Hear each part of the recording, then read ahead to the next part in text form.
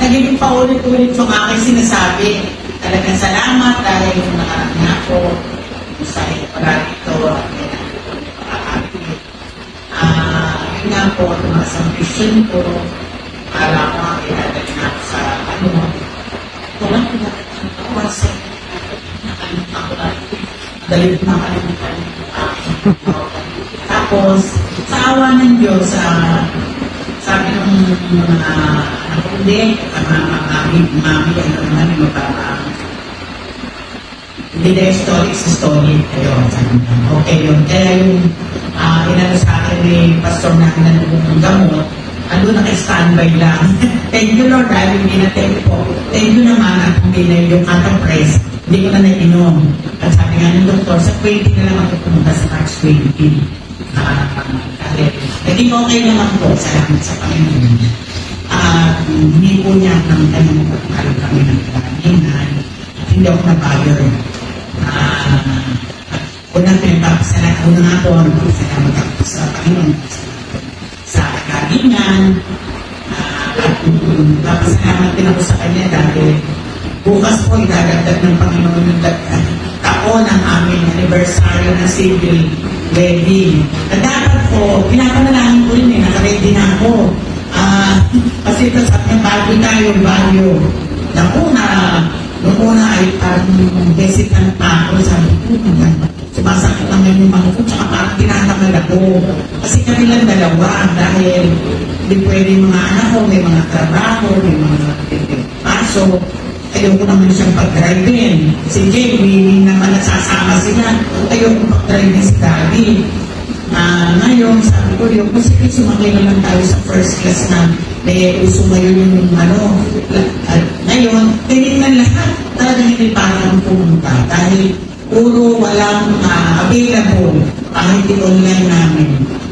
Meron yung mga na simple, gusto nito yung meron ng sa loob na nahandoon, hindi nagkakaba, dire-diretso na lang. So, pinagbigyan ko siya, ayos ako, ayan, ayos na. Meron na ako.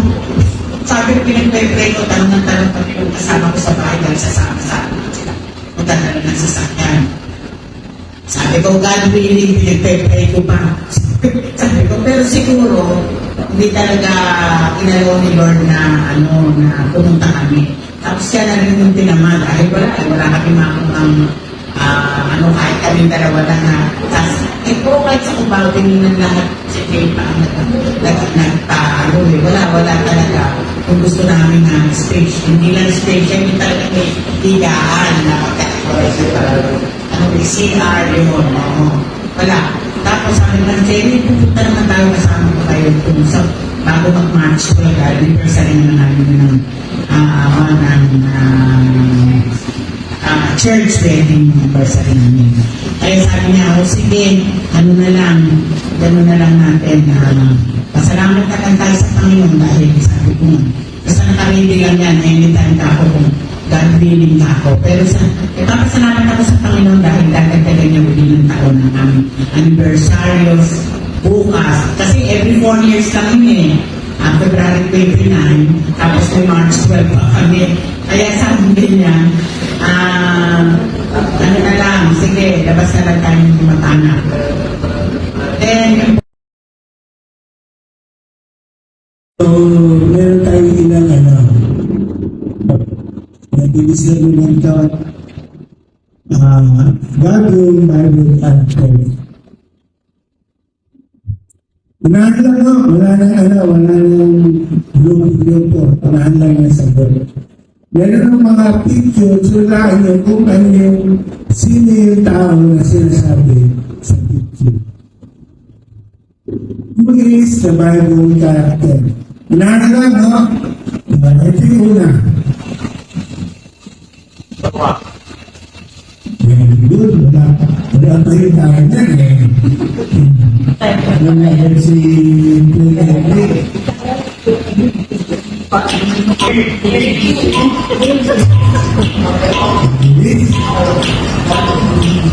Ito mo yung susunod. Sarah. Ha? Mary. si Mary. Ano si Pastor? Mary. Hindi na nag-ano yung time na sasagot. Ito po po yung sasagot.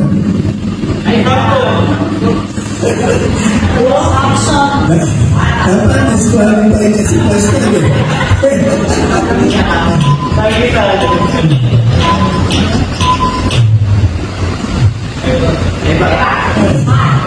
Eh ba ano?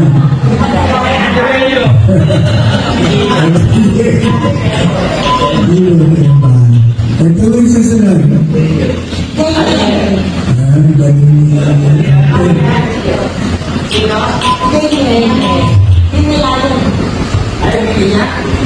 Ana. Ana. Ang galing lady.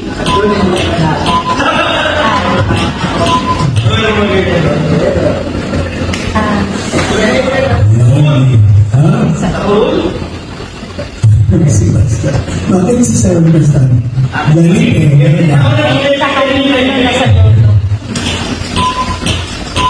Baby.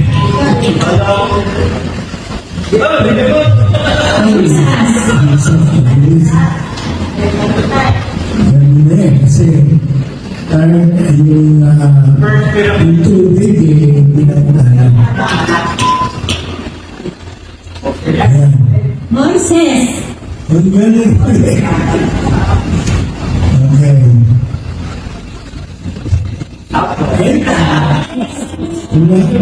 Hindi ka na ano ah. Ayan. Ha?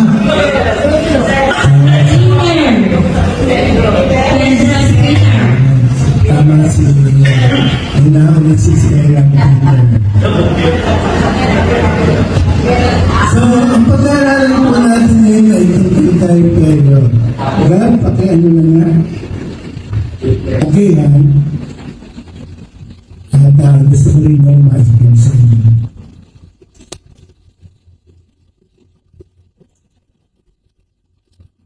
Ano po ba yung matututunan natin sa buhay ni Pedro? Ano ba yung ating pag-aaralan ngayon? Ano, si Pedro ang isa sa unang alagang ni Jesus. Siya po yung, ang tawag po sa kanya ay Cephas. Yung unang pangalan niya ay Cephas. Na ito po ay isang pangalan ng Aramaiko. Aramaic. Pero sa Greek po, ang Cephas ay Pedro. So, pinamalan sa kanya ni Jesus ay Peter o Pedro. Ang ibig sabihin ay bato. Kaya ganun siya magsalita ang pasigasig. Isa po siya sa pinakamalapit na kaibigan ni Jesus at isa sa mga apostol na tinatawag na haligi ng iglesia, kasama po na si Santiago at Juan. Makikita po ito sa Galatia 2:9. Masigla, masugid, ito po yung kanyang katangian. Mapusok at minsan, magastar ang ugali ni Pedro. Marami siyang kalakasan, marami din po siyang kahinaan sa buhay. Ngayon pa man, pinili siya ng Diyos at hinubog kung ano gusto niya para kay Pedro.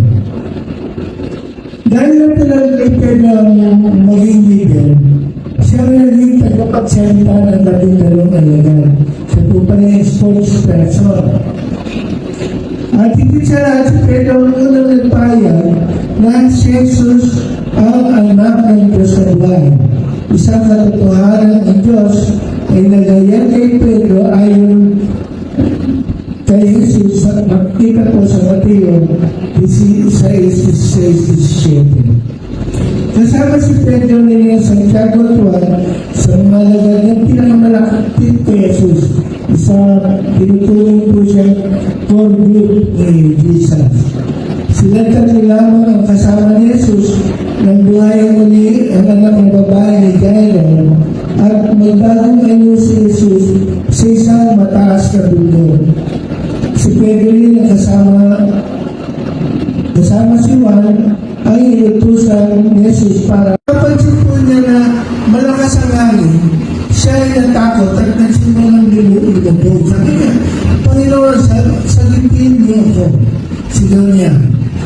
siya hinawakan ni Jesus. Bakit ka nag-aalinlangan? Napakaliit ng iyong pananampalataya. Sabi niya. Kaya minsan di mo na iniisip yung kanya sinasabi. Si Pedro rin ang nagmalaki na hindi niya iiwan ang Panginoon kahit iwanan siya ng lahat.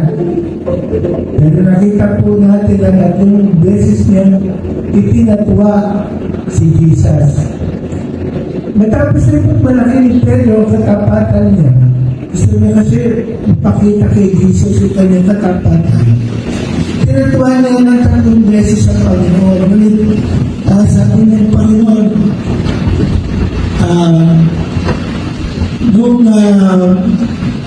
sa tatlong pag-tuwag ng itatatwa at natin ang pag-tatlong beses. Tatlong beses na po itinatwa si Jesus, at naalam natin ito, nung ipapahula sa krus si Jesus. Ngunit mong pagmamahal na pinanambalik ni Jesus si Pedro sa ministeryo. Sa siyang kabiguan, ngunit para kay Jesus, hindi katapusan ang ganitong ugali ni Peter. Sabi po sa ikalawang Timoteo 2:13, kung tayo man ay hindi tapat, siya na nanatiling tapat pa rin, sapagkat hindi niya maaaring tapuin ang kanyang sarili. So, ibig po sabihin, hindi tayo maaaring tapuin ng ating Panginoon.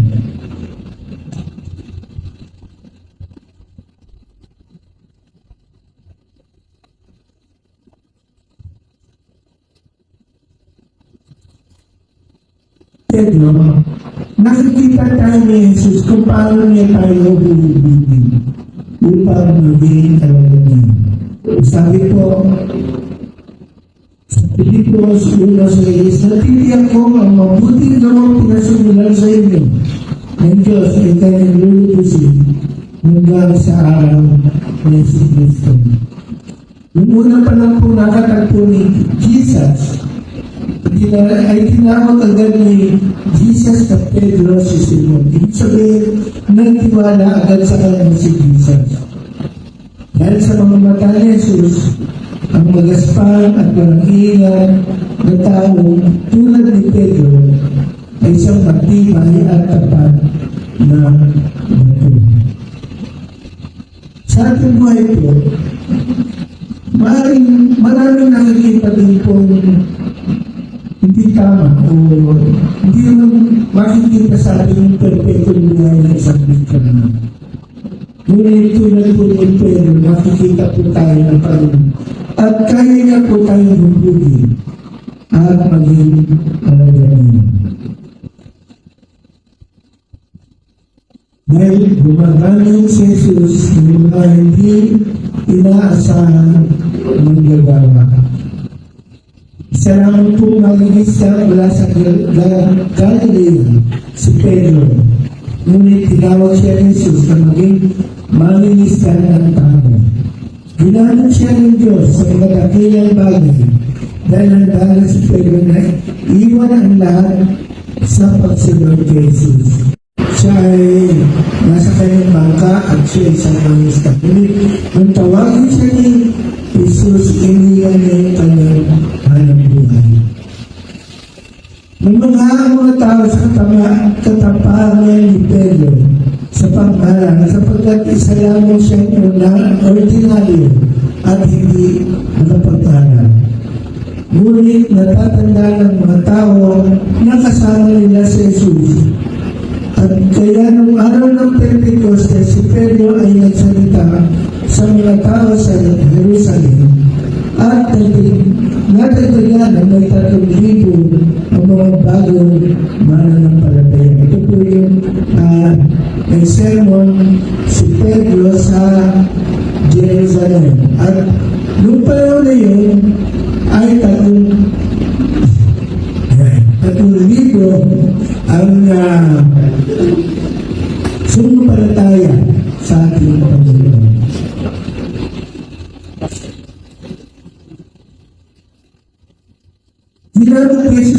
Pedro, bagamat nakita sa kanya ang maraming pagkakila, tayo din ay kaya ng buhay ni Jesus bilang isang mabuting American. Kailangan lamang po ay medyo kaya tayong sumunod sa kanyang kagustuhan. Lahat po tayo pwede maging leader. Tayo po lahat pwede magbahagi ng salita ng Diyos. Tayo po lahat ay kaya gamitin ng ating Panginoon tulad ni Pedro. Kaya mga kapatid, maging nawa sa atin ang buhay ni Pedro na siya po ay sa taong pagkaraniwan. In fact, siya ay maingis ka lamang, wala siya pinagyalan, ngunit binagula ito ng Panginoon. Tayo din po, maaaring hindi naman tayo perfecto, pero magtiwala namin tayo sa Panginoon at tayo ay kanyang babaguhin. Tayo po ang nalangin.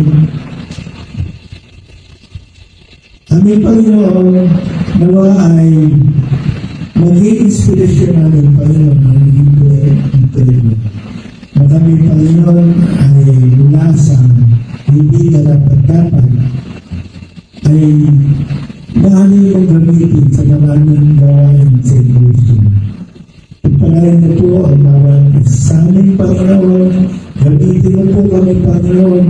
Ikaw po ay gumawa sa aming buhay.